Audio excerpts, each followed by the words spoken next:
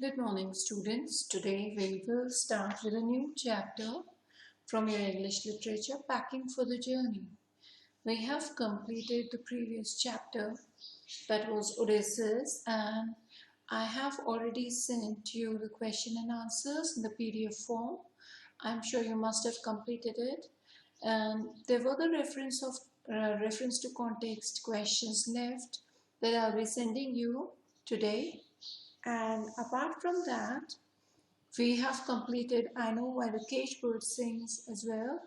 So please make sure that you do complete your work and please prepare your notebooks and keep them ready. Is that clear? It is for your own self. Like it will help you while preparing for the exams. So let's start with a new chapter today. It is on page number 97. Packing for the Journey. Okay, now understand, it is again a beautiful chapter. The story is about three friends, right? One is the author himself, the other one is George, and the next one is Harris. So let's go through this story. It is about, how they're packing for the journey and what happens, what incidents actually take place while they're doing so. Right? It's a kind of a comedy story. So let's read it. It's a beautiful story. Packing for the Journey. This extract is from the book Three Men in a Boat by Jerome K. Jerome. Three friends decide to go on a holiday in a boat down the river Thames. Montmorency accompanied by the dog. Now understand here, they wanted to go to this place. They wanted to sail down the river Thames, and Montmorency accompanied by the dog means they were actually accompanied by a dog named Montmorency. Right, that's the name of the dog. This passage describes how the three friends packed for the journey. So it is not the whole story here. What they've done, they've just taken an extract from the main story. Right here, you will get to know about how these friends are trying to pack for the journey, how they're packing things up. Right, so let's do it. Let's read it. It is on page 97.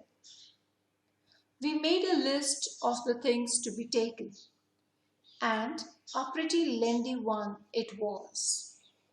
Before we parted that evening, so maybe these three friends, they came together, they made a list of the things that they would need on their journey. So when they made this list, it was a pretty long one. The next day, which was Friday, we got them all together. So they must have got all the stuff that they were supposed to carry and met in the evening to pack. And on the same day, that is Friday, they all thought, okay, today we will meet in the evening and we'll start with the packing. We got a big bag for the clothes, couple of hampers for the food stuff, and the cooking utensils. So imagine they were carrying every possible thing. So they're carrying clothes, they're carrying some food stuff, and even they're carrying the cooking utensils. We moved the table up against the window, piled everything in a heap in the middle of the floor, and sat around and looked at it. So what they must have done, suppose this is the room, they must have shifted the table at the corner, they must have made some space in the middle of the room. That is where they kept all this stuff, and that is where they were planning to start packing from, right? Okay, let's see. I said, I pack. Now, author is the one who says here that I will pack. Now, this is about the author, the lines that I'm about to read. I rather pride myself on my packing. So he used to feel proud that, oh my God, I'm very good at packing, author. Okay? Packing is one of those many things that I feel I know more about than any other person living. So he felt very proud, The author, this one here, right, Jerome, I'm sure, So he felt very proud that, oh, he can actually pack, and he can actually pack stuff in the best possible manner. I impressed the fact upon George and Harry. So he must have told his friends, see, you know me very well, that I'm very good at packing. So let me do that. And told them that they had better leave the whole matter entirely to me. So he must have told his friends that, see, you already know that I'm very good at packing. So I want you to leave this matter of packing to me. Clear? So this is the end of the first bit. I'll revise it again, just in my words so that you understand. These friends on Thursday, they made a list of all the things that they need for their journey. Next day, Friday, they met again, right? On the evening, on the Friday evening, yes, of course, they thought of packing things. Now, Arthur was the one, the writer or the main character. He is very good at packing, and he felt very proud that he is the best, he's very best in packing things.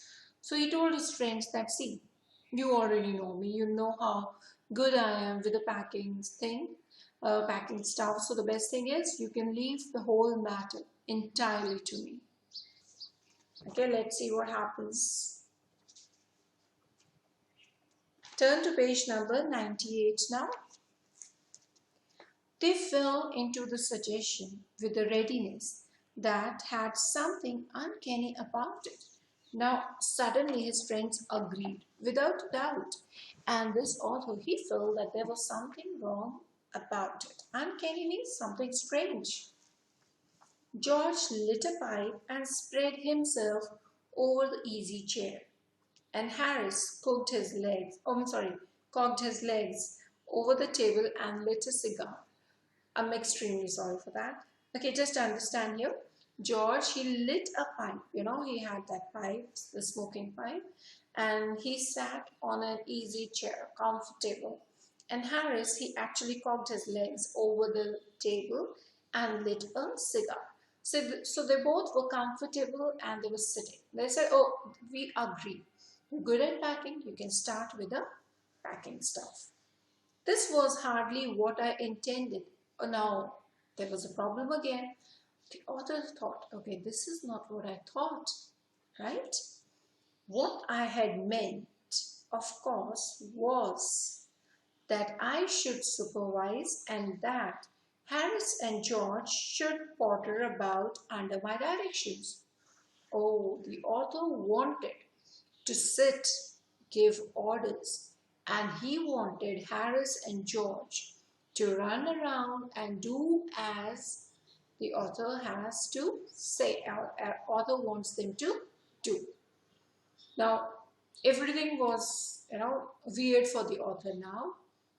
Although he wanted to pack, he was good at packing, but he wanted his friends to pack and he wanted to sit and relax, right? He just wanted to tell them, okay, do this, do that. This is not how you pack, he wanted to give orders. But suddenly everything changed. His friends, they were comfortable, they lit their cigar in the pipe, they were enjoying, and they were just looking at him packing. Okay? I'm pushing them aside every now and then with, oh, you, here, let me do it. There you are, simple enough. So he wanted to give them instructions. You understand that? Maybe he was a kind of a bossy friend. And that's what he was, he had intention or he intended to do. Really teaching them, as you might say, oh, as we can say. So he thought that he really wanted to teach his friends how to do things. Their taking it the way they did irritated me. So he really wanted to boss around, and when his friends, they gave him space, he got irritated. He felt bad. He said, oh my God, they are sitting, in the easy chair, and I'm the one who's working hard. Okay? There's nothing that does irritate me more than seeing other people sitting about doing nothing when I'm working. So understand. So what irritates him the most? That there are other people sitting around, they're doing nothing, and he is working. So he was not at all happy with the current situation. Okay, let's see what happens after that.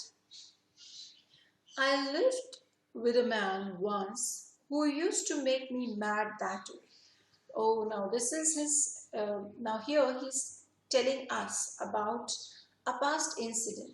There was a time once when he used to live with a man who used to make him mad, or who used to make him go crazy by doing the same thing. What is the same thing? Just sitting and relaxing and letting him do everything, right? He would loll on the sofa and watch me doing things for hours. Loll, you understand? Sitting lazily, I'm sure you all know how to sit lazily. You're very good at that. So, his other friend, the roommate, he used to sit on the sofa lazily and just look at him doing things for hours. He could just relax for hours, following me around the room with his eyes. You understand, when you keep looking at the person moving, okay, he's going here, okay. That is following the person with his eyes wherever I went. So he says, my roommate, he used to look at me, his eyes used to follow me everywhere, wherever I went. He said I did him real good to look on at me messing about. Okay, he said it did him really good. So he said his roommate told the author that he really like it when he see the author running around and working. It really did good to him. Messing about, you understand? Running around trying to make things right. He said it made him feel that life was not an idle dream to be gaped and yawned through. So he says his roommate must have told him, see, that when I see you working, I feel, oh, life is not about being lazy. Life is not about just staring and yawning. But I like it when you work. No?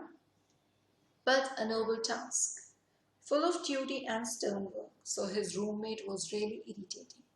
He hated to work. He would just sit and watch him work and then appreciate him by saying, oh, when I see you working, I realize that life is not all about, being lazy, lying in bed and yawning. When I see you, I can see how noble you are at working. What life is all about, working. Okay? He said he often wondered now how he could have gone on before he met me. So his roommate even told him that he wonders now how he must have lived his life without the author. Never having anybody to look at while he worked, he had nobody else, this author. He's saying that this man, he told me that earlier he had nobody to look at who would run around and complete their task. Okay, irritating. Now I am not like that. I can't sit still and see any other slaving and working. So he says here, now I am not like that. I can't sit still and see other men slaving and working. I want to get up and superintend.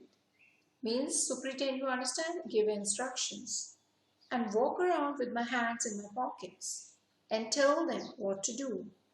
It's my energetic nature. I can't help it. So the problem with the author was he wanted to be boss. He really wanted to boss around, tell his friends, okay, do this, do that. This is not how you do it. But the problem here was his friends, they were sitting and relaxing. And everything, he was supposed to do everything, in fact. So he was quite not happy, right? And he's not like that. He doesn't like sitting and looking the other person, just watching the other person work hard. Okay, let's see what the author has to say. However, I did not say anything, but started the packing. Now comes the most amazing part of the packing. It seemed a longer job than I thought it was going to be. So maybe he started working, he started packing, and it took whole day. Like it was the evening time, and he kept packing. It was a tough work for him.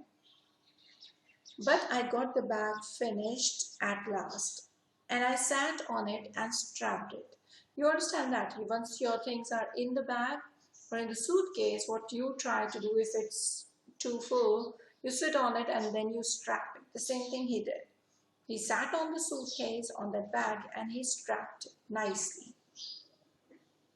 "Ain't you going to put the boots in?" said Harris. Friends. So Harris questioned the author, "Are you not going to put your shoes in, the boots?" And I looked around, I means the author looked around, and I had forgotten. Then he realized, oh, he forgot to pack his boots. That's just like Harris. He couldn't have said a word until I got the bag shut and strapped, of course. So he got really irritated that Harris should have told me that earlier, right? And George laughed. His other friend started laughing. One of those irritating, senseless laugh of his. They do make me so wild. So he was getting angry with his friends. They were relaxing and just, they were actually bossing around, telling him, oh, you forgot your shoes. Oh, you forgot this. So he was getting irritated. And of course, the way George was laughing, it made him go wild. Wild, you understand? Angry. I opened the bag and packed the boots in. And then, just as I was going to close it, a horrible idea occurred to me. This is the most important part of your chapter. So if you have your pencils, just mark these lines. And it is, of course, one of the answers and one of the most important answers, right? So when he was packing the bag again, a horrible idea occurred to him. Now, what is the horrible idea that you should know? Had I packed my toothbrush? Okay, so he got scared, thinking, oh my God, whether have I packed my toothbrush? I don't know how it is, but I never do know whether I've packed my toothbrush. Now he was very confused, not sure whether he had packed his toothbrush or not. Now mark from here, my toothbrush is a thing that haunts me when I'm traveling and makes my life a misery. So the biggest fear that he might, that he always have is that he might have forgotten his toothbrush. That thing haunts him. Haunts him means scares him. I dream that I haven't packed it and wake up in cold perspiration. So he's so nervous, he's so worried about his toothbrush that every time he sleeps, he gets the dream of it, and then he wakes up with all this cold sweat and get out of bed and hunt for it. And in the morning, I pack it before I have used it and have to unpack again to get it. And it's always the last thing I turn out of the bag. And then I repack and forget it. Okay, there's too much of opening and closing of the bag. Just understand one thing. The problem with him is that, every time he forgets, he thinks that he has forgotten his toothbrush. Therefore, he'll go back again, open his suitcase and look for the toothbrush. He'll hunt for it. The moment he'll get it, he'll keep it away, he'll keep it safe. Then next morning before going out, he'll look for his toothbrush again. He'll unpack it, he'll take his toothbrush out, he'll use it. And then, of course, it's difficult to pack it back again. So he will wrap it in a handkerchief and keep it in his pocket. And have to rush upstairs for it at the last moment and carry it to the railway station, wrapped up in my pocket handkerchief. So this is how he used to do it. I'll repeat this part again. This is important. Toothbrush episode, what happens here. Author, he always is scared that he might forget his toothbrush. So what he likes to do is he would keep his toothbrush in the suitcase, pack it, but every morning, evening time he'll pack it, and every morning he needs it. So what he'll do, he'll open the bag, he'll unpack it, get his toothbrush out, he'll pack everything again. And then of course in the morning when he'll brush, he'll leave it outside, he'll check for his toothbrush in his bag and all. When he won't find it there, he'll go back, rush upstairs, looking for the toothbrush, he'll pack it again in the pocket handkerchief and he'll carry it in the same way to the railway station. Is that clear? So that's the biggest fear. You do have a question also based on the same. So I just want you to go through these lines again in the same sequence. Is that clear? This answer, you cannot make any changes. You have to learn it the way it is. Right? I'll make you mark it. No worries. Okay, now after this one episode, I'll continue with the rest in the next video. I'll continue from page number 99. Okay, in the next video. Just go through it, read it. Okay, just read it and mark these lines. These lines are important. Okay, so that is it for today. Thank you.